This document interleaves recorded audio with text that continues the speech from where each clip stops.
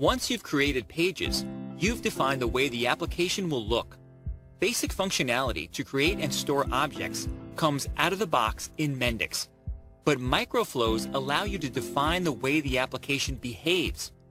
In the previous videos, we worked in the domain model and with pages. We added an attribute to the domain model and connected it to a text box on a page. This new functionality allows users to store the name of a department for each employee, but users have to type in the name of the department themselves. The best way to do this would be to create a separate entity called department and refer employee to this entity by use of an association. But let's keep it simple for now and create a microflow that sets the department to a default value by clicking a button on a page. Open up the employee overview and select the control bar of the employee's data grid. Right-click the control bar and select Microflow from the Add Button menu. Select the newly created button and start typing to change its caption to Set Default Department. Now right-click the button and click Select Microflow from the context menu. Because we'll create a new microflow for this functionality, click the New button. Fill in Set Default Department as name for this microflow and click OK. An empty microflow is created. Double-click it in the Project Explorer to open it up.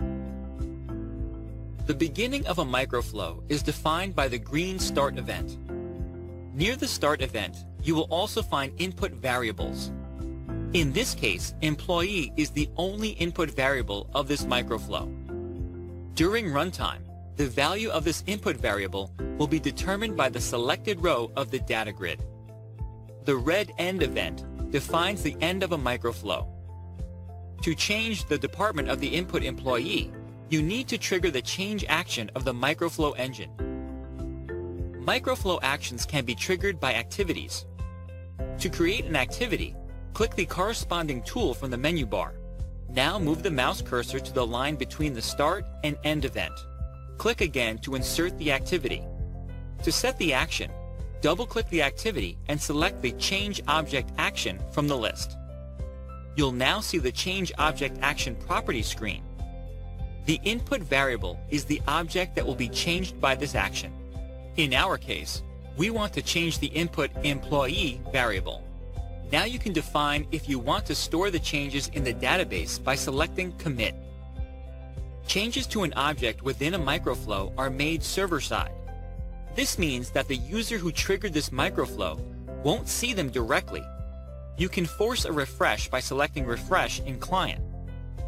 Now that we've configured the settings for this action, it's time to define the actual changes. In this case, we want to set the department to a default value. Click the New button to create a new change item. Select Department from the list of members because this is the value that needs to be changed. Now, fill in a default name surrounded by single quotes. Click OK twice to save all the settings.